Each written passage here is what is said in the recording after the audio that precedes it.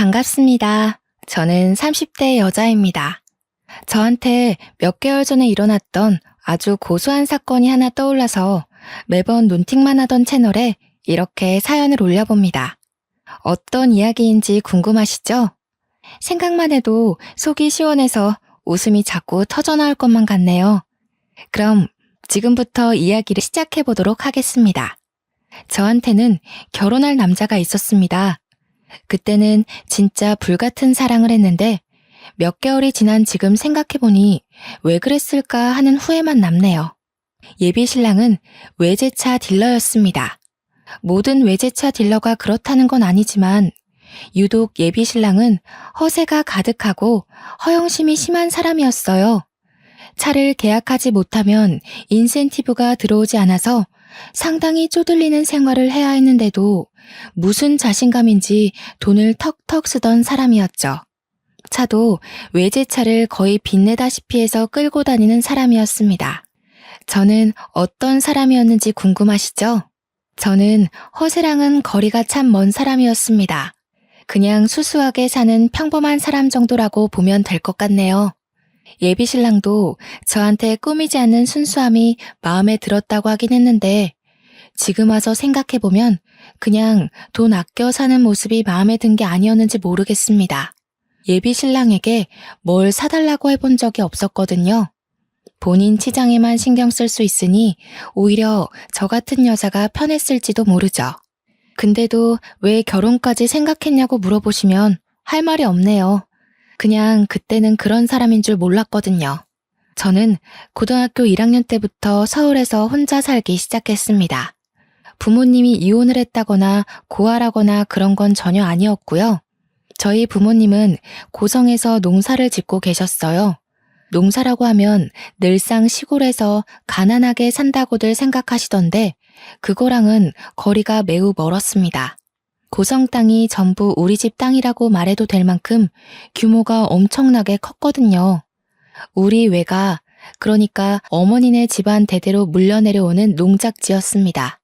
아버지는 대릴 사위로 장가를 들어서 외가와 함께 농사를 짓기 시작하셨고, 제가 생기고 나서부터는 오롯이 그 땅의 주인은 우리 부모님이 되셨습니다. 농사를 짓는 규모가 얼마나 대단하냐면 그 일대를 전부 먹여 살리는 수준이라고 생각하시면 되겠네요. 하지만 저희 부모님에게도 한 가지 마음에 걸리는 일이 있었으니 바로 학업이었습니다. 돈은 넘칠 만큼 있으나 어릴 때부터 농경일을 배우느라 공부를 제대로 마치지 못하셨거든요. 그래서인지 저에게는 다른 것 다 필요 없으니 공부에만 매진하라고 하셨어요. 그 덕에 고등학생이 되자마자 큰 물에서 놀아야 성적도 오르는 법이라며 저만 홀로 서울에 상경을 시키셨습니다. 워낙 성격이 나쁜 일을 저지르지 못하고 집에서 뒹굴거리는 걸 좋아하던 집순이라 그런지 생활은 나쁘지 않았습니다. 가끔 외롭긴 했지만 학교를 마치고 학원을 다녀와서 복습과 예습을 거치면 잠잘 시간이었기 때문에 퍽 괜찮았어요. 외로울 틈이라는 게 많지 않았다는 뜻이죠. 주말에 별일 없으면 고성으로 내려가거나 부모님이 서울에 올라오시기도 했고요. 부모님의 농작지는 사계절 내내 바빴습니다. 과수원도 있고 보리밭도 있고 고추밭도 있고 배추밭도 있고 입구에 여기부터 고성입니다 하고 들어가면 우리 땅이나 마찬가지였거든요. 아무튼 각설하고 예비 신랑과는 지인의 소개로 알게 되었습니다. 사람이 유머러스하고 매너가 있다며 가볍게 만나보라는 소개로 알게 되었는데 지인의 말처럼 정말 재미있는 사람이었어요. 한 해, 두 해 지나도 여전히 같이 있으면 늘 재미가 있었죠. 삭막한 서울에 서로를 헐뜯는 직장 생활을 하다 보니 그 사람이 제 마음의 안식처가 되어주었습니다. 이 정도면 평생을 살아도 평생 즐거울 것 같아서 결혼을 결심했어요. 그의 사치는 별 문제가 되지 않았습니다. 여차하면 서울 생활 접고 고성으로 내려가도 괜찮을 것 같았거든요. 제 예비 신랑은 저와 생각이 조금 달랐던 것 같긴 했습니다. 제가 버려진 자식 같은 걸로 생각한 건지 뭔지 고등학교 1학년 때부터 혼자 살았다고 하니 저를 측은한 얼굴로 보기 시작했어요. 사실 틀린 말은 아니긴 했죠. 부모님이 차려주는 따끈한 밥상을 제대로 먹어본 기억이 없으니까요. 굳이 정정해주진 않았어요. 살다 보면 알게 될 일이고 또 미리 말해봐야 골치만 아플 수도 있었으니까요. 우리 부모님이 시골에 계신 것도 돈이 없어서 제 뒷바라지 하느라 어쩔 수 없이 내려가서 사시는 줄 알더라고요. 작은 땅에 겨우 먹고 살 만큼 돈벌이 하면서 저의 서울 생활을 지지해 주시는 거라 생각했는지 가끔 저에게 그런 언행을 하기도 했어요. 사실 우리 부모님은 농사철이 끝나면 틈틈이 다음 농작물을 수확하기 전까지 해외여행도 가시고 상당히 젊게 사시는 분들이셨거든요. 오죽하면 제가 다녀온 여행지보다 부모님께서 다녀온 여행지가 몇 배나 더 많으니까요. 그치만 예비 신랑이 그런 사정까지야 당연히 알 수가 없죠. 제가 굳이 입 밖으로 꺼내서 자랑한 적이 없으니까요. 결혼 이야기가 솔솔 나오자 양가에 인사를 드리러 가자고 하더라고요. 일단 서울에 살고 계시는 시댁부터 인사를 드리러 갔어요. 솔직히 긴장을 안 했다고 하면 거짓말이겠죠? 최대한 예쁘게 보이고 싶어서 밝은색 투피스 정장을 차려입고 선물도 양손 한가득 준비해서 갔습니다. 그런데 아니나 다를까 저희 집이 시골에서 농사를 짓는다고 은근히 무시를 하시더라고요. 부모님이 시골에서 농사를 짓는다고 들었는데 어떤 농사를 짓는 거야? 이것저것 많이 하셔요. 보리밭도 있고 고추밭도 있고. 어쩜 죄다 풀떼기네 그래. 적어도 먹고 사는데 지장은 없으려나? 아니 아무리 그래도 소나 키우지. 뭔 죄다 풀떼기야? 나중에 자식들 배고플 때 되면 소를 키워야 했는데 하고 후회하시는 거 아니야? 그런 걸 농담이랍시고 하호호 웃으면서 말씀을 하시더라고요. 축산업은 몸이 힘들고 순수이익이 많이 남긴 하지만 정이 많이 들어서 팔아넘길 때마다 가슴이 아린다고 접으신 사업이었어요. 솔직히 농경지가 그리 큰데 축산업에 손 한 번 안 대어 보셨겠어요? 하지만 굳이 그 이야기도 하지 않았어요. 저희 집이 시골이라고 무시하는 시댁도 사실 서울에만 살았지 그닥 풍족한 건 아니었거든요. 서울 산다는 그 자부심에 저희 집을 깎아내리고 싶은 거다. 혹은 며느리 될 사람을 벌써부터 기죽이려고 하는 거다. 그 정도로만 생각했어요. 어차피 실상 저희 집은 엄청나게 여유가 있으니 결혼하고 나면 판도가 바뀔 거라 생각했으니까요. 그럼 혹시 철마다 내려가서 우리 아들이 농사일 거들고 해야 되는 거 아니니? 아니요. 시골에 일하는 오시는 분들이 많아서 그런 건 걱정 안 하셔도 돼요. 저도 살면서 부모님 농경지에서 일해본 적이 없는걸요? 너야 딸이니까 그렇지. 사위를 어떻게 부려먹을 줄 알고 그렇게 장담을 해? 저희 부모님 그런 분들 아니세요.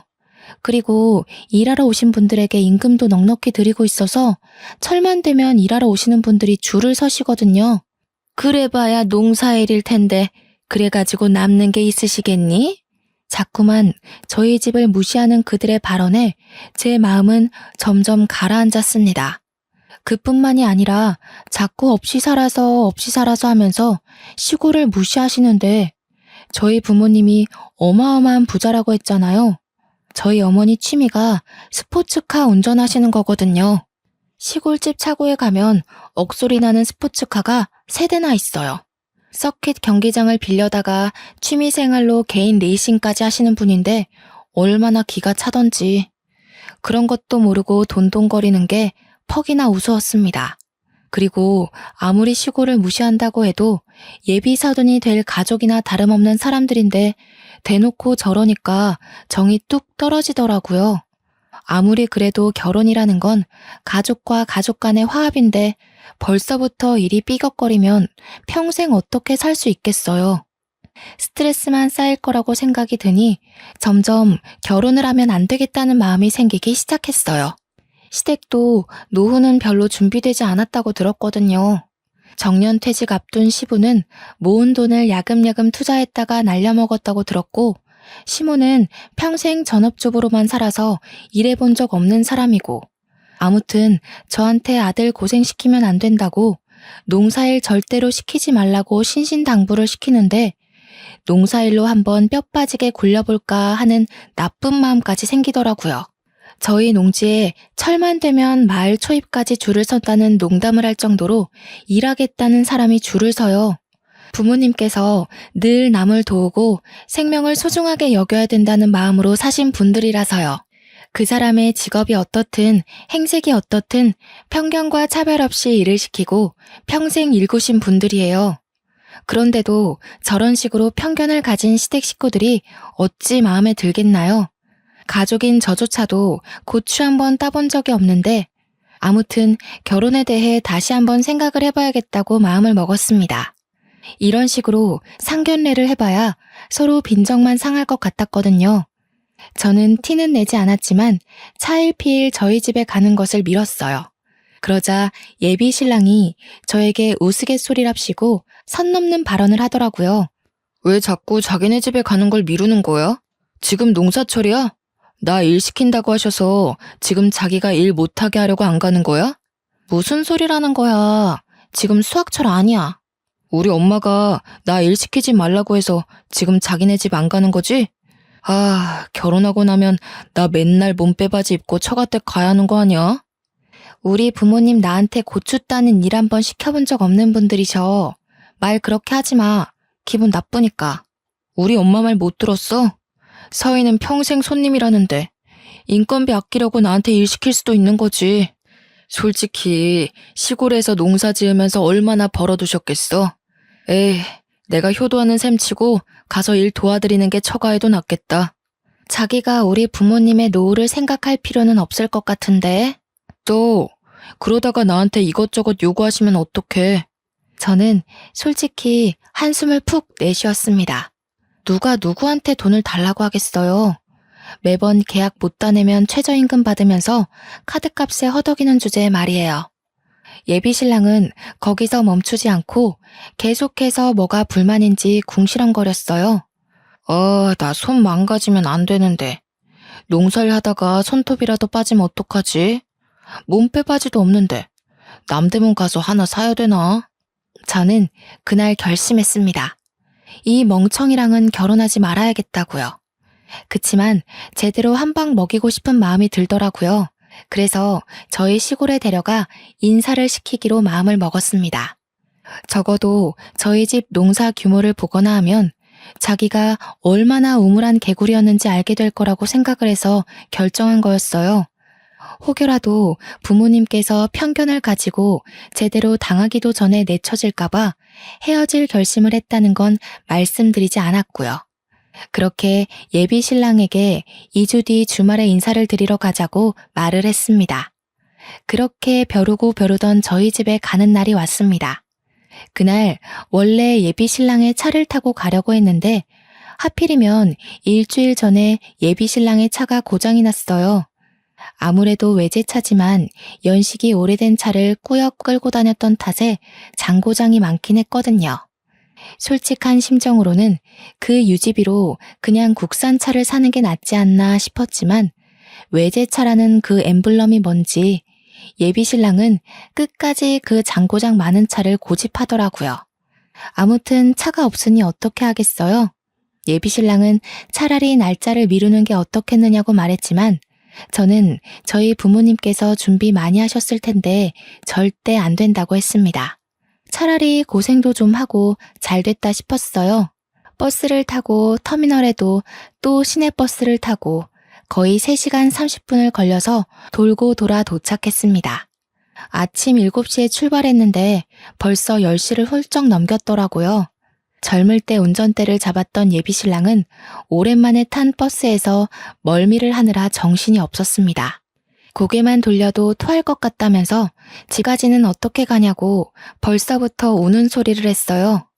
저는 은근히 고소한 마음이 들어서 집에 갈 때는 멀미약이라도 마시자고 했죠. 아니, 이런 시골에 도대체 어떻게 사신다는 거야?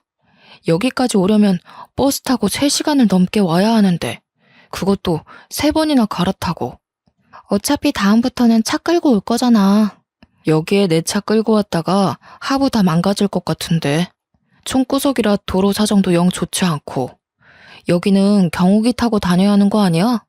여기 사람들도 다 외제차 잘만 끌고 다녀. 참나, 거짓말도 작작해야지. 여기 사는 사람들이 어떻게 외제차를 끌고 다녀? 억소리 나는데. 우리 매장만 해도 다 서울이나 경기권 사는 사람들이지 이런 데 사는 사람 없다. 그러는 예비 신랑 차도 억소리 나는 차는 아니거든요. 이름만 외제차지 저도 안 가질 것 같은 차 타고 다니면서 누가 누굴 무시하는지 원. 때마침 저희가 간 날이 장이 들어섰던 날이라서 아버지께서 시장에 오셨다가 저희를 태워가기로 하셨어요. 저희 아버지도 벤츠 하나 끌고 다니시는데 예비 신랑이 그걸 보면 얼마나 기함을 토할지 너무너무 기대가 되었습니다.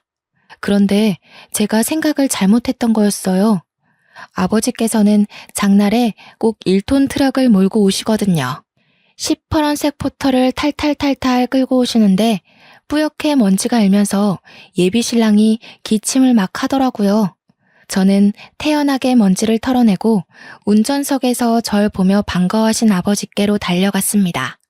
가운데에 제가 타고 조수석에 예비 신랑이 앉으면 되겠다 싶었는데 가운데에 짐이 한가득이더라고요. 어쩔 수 없이 예비 신랑은 트럭에 자리가 없어서 뒤에 짐 실는 곳에 타게 되었어요. 나한테 지금 여기에 타라고? 나 양복 입었는데. 어쩔 수 없잖아, 자기야. 그렇다고 우리 아버지 옆에 앉을래? 내가 앉아야지. 그게 보기도 훨씬 좋잖아. 예비 신랑은 투덜거리면서 짐 실는 곳에 앉았어요. 세차도 안 하셨는지 양복에 먼지는 잔뜩 묻고 흙바람이 탈탈 일면서 예비 신랑은 꼼짝없이 흙먼지를 뒤집었어야 했습니다. 내릴 때 그의 얼굴을 보니 너무 웃기더라고요. 아버지께서 차라리 벤츠를 끌고 오지 않으신 게 천운이라는 생각이 들 정도로 신이 났습니다. 심지어 버스에서 잃었던 멀미가 가시지 않았는지 계속 헛구역질을 해대는데 진짜 웃음 참느라 혼이 났네요. 저희 시골이 방지턱이 좀 있기도 하고 도로를 매끈하게 밀지 않아서 울퉁불퉁하거든요. 트럭의 승차감이 얼마나 나쁜지 다들 모르시죠? 계속 꿀렁꿀렁거리는데 방석도 없이 철바닥에 앉아 있었으니 엉덩이가 꽤 욱신욱신 아려왔을 겁니다. 결국 예비 신랑은 저한테 너무너무 힘들었다면서 집에 갈 때는 차라리 걷는 게 낫겠다고 아니면 택시를 부르자고 하더군요. 아니, 아무리 그래도 그렇지. 사위 될 사람이 인사로 오는 건데 어떻게 짐짝 취급을 할 수 있지? 아빠가 뭐 일부러 그러셨겠어? 원래는 걸어가야 하는 건데 굳이 장날 기다렸다가 우리 태우러 오신 거잖아. 차라리 걷는 게 나았겠어. 엉덩이에 멍든 것 같단 말이야. 자꾸 엄살 부릴 거야? 엄살이라니. 사위는 백년손님이라는데 내가 이런 대접을 받는다는 게 어이가 없어서 그래. 저는 일단 알겠다며 예비 신랑을 달래준 뒤 집으로 들어갔어요. 어머니께서 정말 대단히 부지런하게 준비하신 건지 상다리가 부러질 정도로 상이 차려져 있었습니다. 그 덕분인지 예비 신랑의 얼굴도 좀 풀어진 듯한 기분이었어요. 마치 뭘 좋아하는지 몰라서 전부 다 준비했다라는 말이 딱 어울릴 정도로 반찬수가 많았습니다. 닭백숙의 다리를 쫙 뜯어서 예비 신랑의 앞접시에 놓자 예비 신랑은 아주 신이 나서 닭다리를 뜯기 시작했습니다. 먹는 것만큼은 정말 복스럽게 먹는 사람이었거든요. 저희 부모님도 시원시원하게 밥을 먹는 예비 신랑을 보고는 아주 마음에 드신 눈치였어요. 물론 저는 이미 결혼하지 않겠다는 마음쪽으로 기울긴 했지만요. 어느 정도 배가 불러오자 부모님께서는 예비 신랑에게 이것저것 물어보기 시작했습니다. 자네는 직장이 어디고? 저는 서울에 있는 비모터스라고 외제차 딜러 일을 하고 있습니다. 차량 이야기가 나오자 평소에 스포츠카 타는 것을 즐기며 차에 대한 무한한 애정을 쏟으시는 우리 어머니의 눈이 반짝 빛이 나셨어요. 이것저것 차에 대해 물어보시자 예비 신랑은 어찌 그리 차에 대해 많이 아시냐고 되물었죠. 내가 차에 관심이 많아. 나도 빠르게 달리는 차를 좋아하거든. 스피드 중요하긴 하죠. 그런데 그런 차 한 번 못 몰아보셔서 속상하시겠어요. 그래도 승차감은 트럭이랑 비슷할걸요? 속도가 달라서 그렇지 스포츠카도 빨리 몰면 승차감 자체는 트럭이랑 비슷하죠. 그러면서 마치 외제차 비싸서 못하지? 라는 느낌으로 저희 어머니에게 트럭 이야기를 꺼내셨습니다. 사실 그 트럭이 왜 세차도 안 되어 있냐고 물어보신다면 그 차는 진짜 막 쓰는 짐 싣는 용도의 차량이기 때문이에요.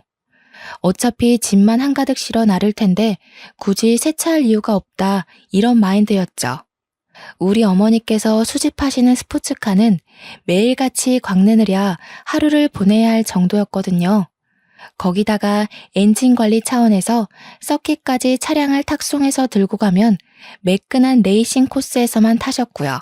차량 관리에 있어서는 아버지보다 한 수인 어머니에게 약간 무시하는 듯한 발언을 하니 어머니께서도 좀 어이없어 하셨습니다.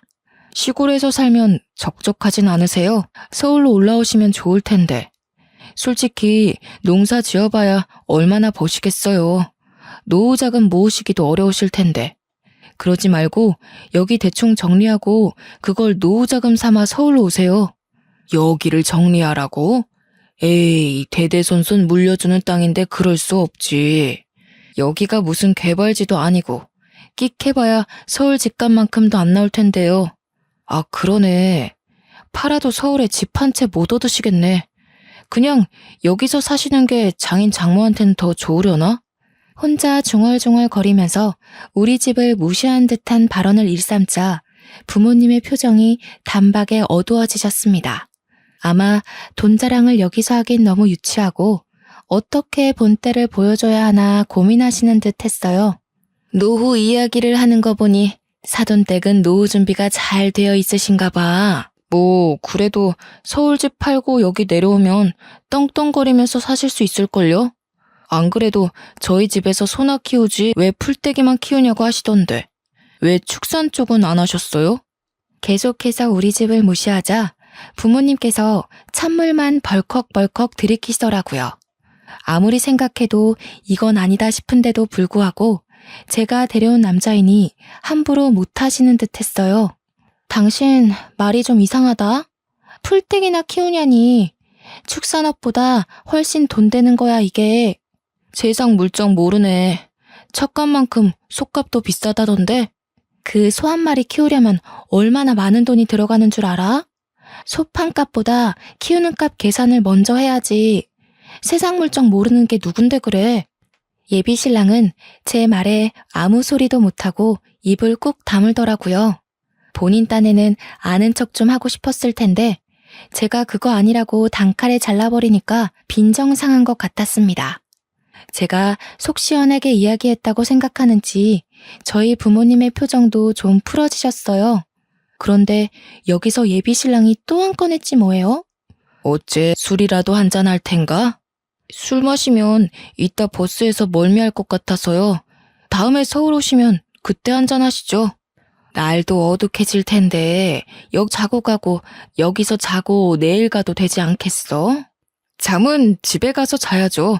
거기다가 침대도 없을 텐데. 저 침대 없이 못 자거든요. 아, 혹시 내일 농사일 거들 사람이 없어서 그래요? 여기도 주 5일제로 일하나요? 시골은 그런 거 없는 줄 알았는데. 주 5일제뿐이겠어요? 추가 수당에 시급도 넉넉하게 주거든요. 시골 사정도 모르면서 자기만의 생각으로 무시를 해대니 저희 어머니께서 더 이상 볼 필요도 없다고 생각하셨나 봐요. 오히려 어쩌다 저런 모지리를 데리고 왔냐는 눈빛으로 저를 흘겨보시더라고요. 솔직히 할 말 없었습니다. 저도 이 정도로 막 나갈 줄은 전혀 상상도 못했거든요. 그래, 그럼 더 늦어지면 버스 끊기니까 얼른 가봐요. 아버지께서 터미널까지 데려다 주시겠다고 하셨는데 예비 신랑이 극구 사양을 했어요. 아마 차 키를 챙기신 걸로 봐서는 벤츠를 몰고 가시려고 했던 것 같은데 예비 신랑은 트럭인 줄 알았나 봐요. 죽어도 싫다고 절대 못한다고 하더라고요. 그래서 저는 그냥 택시 불러서 가겠다고 전화 드리겠다고 인사를 한 뒤 콜택시를 불렀습니다. 콜택시를 기다리는 동안 아버지는 빈손으로 보내는 것이 영 마음에 걸리셨는지 창고에서 이것저것 챙겨오셨어요. 농사 지은 구황작물부터 타곡을 끝낸 보리까지 손수 지으신 상품들이라 아주 자부심 넘치는 농작물이었어요.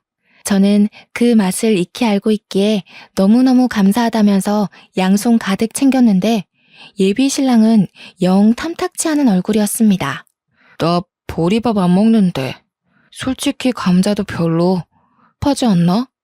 저는 예비 신랑의 옆구리를 푹 찔렀는데 그간 눈치 빠르던 건 다 연기였는지 왜 찌르냐고 저한테 슬쩍 심퉁을 부리더라고요. 애써 챙겨준 농작물까지 시큰둥해하니 어머니는 완전히 정나미가 털린 듯한 얼굴로 저를 보셨습니다. 저는 겸연쩍게 웃고는 계속 이따 연락드릴게요만 반복했어요.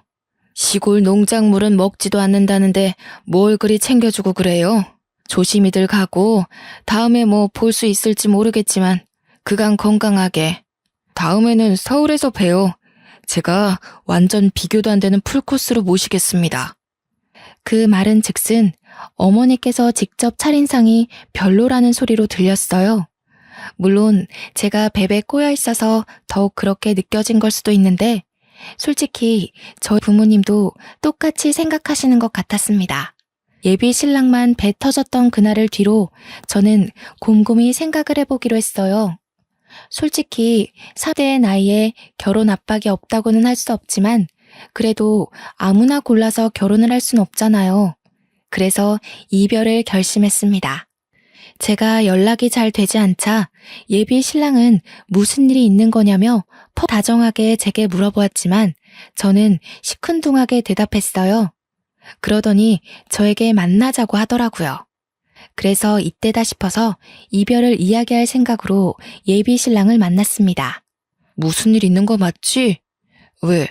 장인 장모가 그 땅 팔고 서울이라도 오시겠대? 무슨 소리라는 거야. 그 땅을 팔긴 왜 팔아? 에이씨, 그 땅이라도 팔아야 우리 집 사는데 좀 보태주시고 할 거 아니야. 솔직히 시골 땅값이 얼마나 하겠냐마는. 그래도 우리 한 푼이 급하잖아. 그거야 네가 모아둔 돈이 없으니까 그런 거지. 그러길래 사치 좀 그만하고 돈 모아두지 그랬어? 그깟 고물차 굴린다고 한 달에 나가는 유지비가 얼마야? 제가 평소에는 잘 하지 않던 말로 잔소리를 해대자 예비 신랑이 정색하며 입을 다물더군요. 그 사람이 제일 아끼는 외제차를 대놓고 무시해서 더욱 그런 것 같았습니다. 야, 아무리 그래도 트럭만 하다가 외제차 타보니까 좋지 않든? 너도 솔직히 내 차 타면서 어깨에 힘도 주고 그랬잖아. 내가 외제차를 한 번도 안 타봤을 것 같아? 어이없어 정말. 그리고 자꾸 우리 집 무시하는데 나 너무 기분 나쁘거든? 내가 또 언제 무시를 했다고 그래. 그건 무시가 아니라 사실이지. 대놓고 말해서 사위 될 사람 온다는데 트럭 세차도 안 해놓으시고 거기다가 버스 타고 갈 거 뻔히 알면서 줄줄이 농사 지은 거 싸주실 건 뭐야? 그거 누가 먹는다고. 그게 무시를 한다는 거야. 남들은 감자 안 사 먹고 보리 안 사 먹니? 귀한 거 손에 들려주니까 싫은 티나 팍팍 내고. 네가 우리 집에 대해서 어떻게 생각하는지 잘 알겠어. 네가 우리 집 분수에 맞지 않은 사람이라는 것도 알겠고. 마지막 말은 솔직히 비꼰 거나 다름없었어요.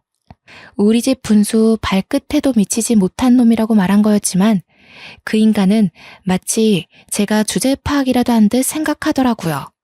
물론 서울이랑 고성이랑 수준 차이가 나긴 하지만 나는 그런 거 신경 안 써. 당신이 대기업에 다니고 있고 나도 외국 회사 다니는 거나 마찬가지고 우리 둘만 신경 쓰면 되는 거 아니겠어?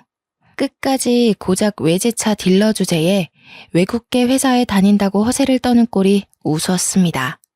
저는 결국 헤어지자고 이야기를 꺼냈고 예비 신랑은 절대로 이해할 수 없다며 저를 회유하기 시작했어요.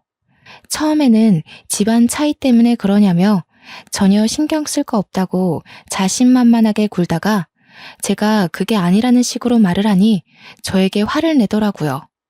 누가 누구를 차는 거냐며 고성에는 이런 남자 없다고 저한테 악을 쓰고 달려들다가 제가 아무 소리 안 하고 빤히 보자 울면서 매달렸어요.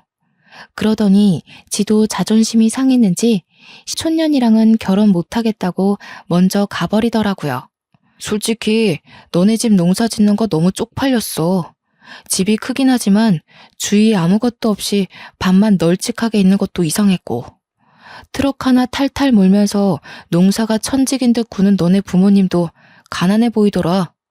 노후 자금이라도 내놓아라 할까 싶어서 고민이었는데 잘됐다 촌년아. 예비 신랑은 저에게 큰 소리를 치면서 헤어짐에 찬성한다고 했어요. 저는 끝까지 더러운 꼴을 하는 그 사람에게 치가 떨렸습니다. 그날 이후 저와 그 사람은 연락을 뚝 끊었어요. 지지부진하게 매달리기라도 했으면 서로 피곤할 법했는데 그런 일이 없어서 다행이었죠. 요즘 왜 안전이별이니 뭐니 말도 많잖아요. 헤어진 연인에게 보복성으로 나쁜 짓을 한다던가.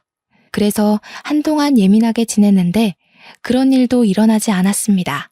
그렇게 한 2주일쯤 지났을까요? 어머니께 연락이 왔어요. 그날 그렇게 만난 뒤로 딱 한 번 통화를 했었는데 제가 헤어질 거라고 하긴 했거든요. 어머니께서도 어디서 그런 모질이를 데리고 왔냐고 저한테 한 소리 하셨고요. 그 모질이랑은 어떻게 됐니? 헤어졌어요. 아니 우리 집을 무시해도 유분수지. 나한테 촌년이니 뭐니 막말을 하더라니까요. 너한테 뭐라고 했다고? 촌년? 내가 그런 소리 들을까봐 일찌감치 서울로 상경시킨 건데 그게 뭔 소리래? 그리고 딱 보아하니 집도 차도 없어 보이던데 우리 집이 어떤 집인 줄이나 알고 그런 소리 한다니? 다 끝난 사이니까 너무 열내지 마세요. 안 그래도 저도 한마디 콱 해줬으니까요. 그러지 말고 아주 기를 콱 눌러주러 가자. 저는 어머니의 말에 의문을 품었습니다. 뭘 어떻게 기를 눌러주겠다는 건지 이미 끝난 마당에 그럴 필요가 굳이 있을까 싶었는데 어머니께서는 아주 즐겁게 이야기를 하시더라고요. 저는 뒤이어 나온 말에 아주 좋은 생각인 것 같다고 덧붙였어. 내가 이번에 B사에서 나온 스포츠카를 한 대 사려고 마음을 먹었다는 거 아니겠니? 예약이라도 하러 가야 할 것 같은데 그 모지리가 B모터스에서 일을 한다며? 가서 아주 기를 팍 살려주려고 했는데 헤어진 마당에 그럴 필요 없지 뭐. 이번 주 주말에 올라가마. 저는 어머니께 아니 스포츠카가 3대나 있으면서 또 산다는 건 너무 사치지 않냐고 물어보았지만 하늘 아래 같은 엔진은 없다면서 그런 소리 하지 말라 하시더라고요. 어머니께서 본인에게 주어진 재력을 그렇게 쓰시겠다는데 제가 뭘 더 어떻게 할 수 있겠어요. 근데 생각을 하면 할수록 은근히 재밌겠더라고요. 시골에서 농사 짓는다고 풀떼기만 먹고 산다고 가난한 줄 알았던 우리 집에서 떡하니 그 차를 사겠다고 예약을 하면 얼마나 놀란 얼굴로 저희를 바라볼까 싶어서요. 어머니께 어디서 만나는 게 좋겠냐고 물어보니 B모터스 앞에서 바로 만나자고 하시더라고요. 저는 나름 곱게 차려입고 전 남편이 일하는 매장에 찾아갔습니다. 수일 만에 제가 일하는 직장으로 찾아가니 전 남친이 퍽 놀란 듯 저를 마중 나왔습니다. 여긴 무슨 일이야? 너도 이성적으로 생각해보니까 역시 나만한 사람이 없지? 그게 무슨 시덥지 않은 소리야? 차 사러 왔어. 우리 엄마가 차 사고 싶대서. 여기에 어머님 타실 만한 차가 없을 텐데. 괜한 허세 부리지 말고 정 그러면 내가 중고차 딜러라도 소개시켜줄게. 우리 차 꽤 비싸다. 땅 팔아도 사기 힘드실걸? 저는 대꾸해주지 않았습니다. 어머니께 전화라도 드려야 하나 하고 있는 찰나에 갑자기 저거 뭐야? 하는 소리와 함께 주변이 어수선해지기 시작했어요. 곧 부앙하는 큰 소리와 함께 매장 주차장에 새끈한 스포츠카 한 대가 주차를 했습니다. 옆에서 계속 자기 보러 왔냐고 넌지시 옆구리를 쿡쿡 찔러대던 전남친의 눈도 돌아가게 만드는 스포츠카였습니다. 그 차로 말할 것 같으면 저희 어머니께서 가진 컬렉션 중 가장 아끼는 차였어요. 국내에는 딱 5대만 들어온 차량이라 무려 20억 원이 넘는 차이기도 했고요. 5대 중 한 대는 우리 어머니, 나머지는 대기업 회장님들이 사가신 걸로 알아요. 커다란 엔진음에 걸맞는 매끈한 작태에 매장에 있던 사람들이 하나둘 구경을 하러 나갔어요. 제 옆에 있던 전남친도 마찬가지로 눈이 돌아가서 다가가더라고요. 안에 누가 타 있을까 실제로 보는 건 처음이다 하는 웅성웅성 소리가 들렸어요. 차 문도 위로 쭉 열리는 스포츠카 모델이었죠. 저는 그 차를 얼마나 어머니께서 애지중지하는지 알고 있었습니다. 절대로 서킷에서만 타는 차량이었고 혹여 하부가 손상될까봐 서킷까지 무조건 탁송으로 옮겨가는 차였어요. 그런데 고성에서 서울까지 저 차를 타고 달려오다니 어머니께서 얼마나 전남친의 길을 눌러주고 싶었는지 절실히 알 수 있는 대목이었습니다. 곧이어 차량 도어가 열리고 사람들은 모두 기겁을 했어요. 그 안에는 뽀글뽀글 파마를 하고 몸빼 바지를 입은 아줌마가 있었기 때문이었습니다. 저는 어머니의 우스꽝스러운 모습에 웃음이 푹 터졌어요. 전남친이 시골 사람이라고 무시했던 그 표본대로 나타나셨거든요. 일부러 그렇게 입고 오신 거였습니다. 매장 사람들 모두 벙쪄서 어머니만 바라보고 있고 전남친도 사태 파악 못하고 당당하게 딱 들어와서는 전남친에게 카탈로그를 가져오라고 하더군요. 눈만 꿈뻑이던 전남친은 헐레벌떡 카탈로그를 들고 와서 차량에 대해 설명하기 시작했어요. 뭐야, 고작 2억밖에 안 해? 이런 싸구려 차가 잘 나가겠어? 아무리 봐도 너무 싼 티가 나네. 이 차 10대 뽑아봐야 내 차보다 싸잖아. 내가 딱 이 한마디만 할게. 네가 트럭 타고 들어온 그 초입부터가 전부 우리 집 땅이야. 멀리 산 하나 있던 거 기억나? 거기까지가 전부 우리 밭이야. 어디 농사 짓는다고 사람 무시하고 그래? 평생 우리 같은 사람한테 차나 팔면서 살아.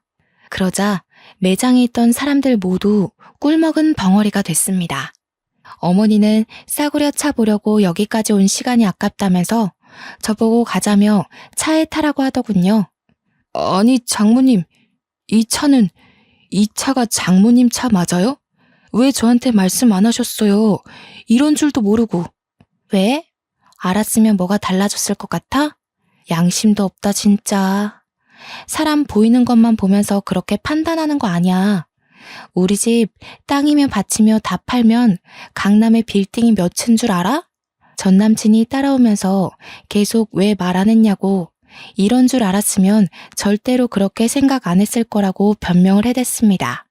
저에게도 미리 언지를 줬으면 그렇게 무시하지 않았을 거라고 했어요. 저는 당연히 콧방귀를 뀌었죠. 만약 미리 말했으면 너무나도 멀쩡한 얼굴로 착한 척, 매너 있는 척 다 하면서 뒤로는 재산이라도 한 푼 얻을 수 있을까 음흉하게 굴었을 거 아니겠어요. 사람 겉과 속 다른 거 지금이라도 알았으니 조상님이 도운 거나 마찬가지였죠. 아무튼 그런 잡소리를 전부 무시하시고 어머니께서는 차에 시동을 거셨어요.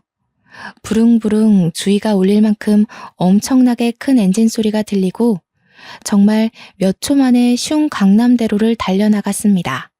달리면서 왜 어머니께서 그렇게 스포츠카에 목숨을 거는지 알겠더라고요. 속이 뻥 뚫리는 그 느낌 말이에요. 그날 저녁 전 남친이 저에게 그 차 뭐냐, 어디서 산 거냐, 너네 집 부자냐, 나를 속였냐 연락 오고 난리가 났지만 저는 가뿐히 무시하고 차단해버렸습니다. 소 잃고 외양간 고친다는 말이 딱이지 않나요? 시골에 산다는 이유로 농장의 규모가 어떤지 매출이 어떤지는 생각도 하지 않고 서울 산다는 자부심으로 시골 무시하더니 결국에는 든든한 처갓집 잃고 평생 남 밑에서 차나 팔면서 살아야 하지 않겠어요? 저는 나름 대기업에 다니는 인재고 그런 놈 말고도 충분히 좋은 사람 만날 수 있을 거라 생각합니다. 물론 우리 부모님도 제게 더 이상 선짤이나 남자친구에 대한 이야기를 꺼내지 않으시고요.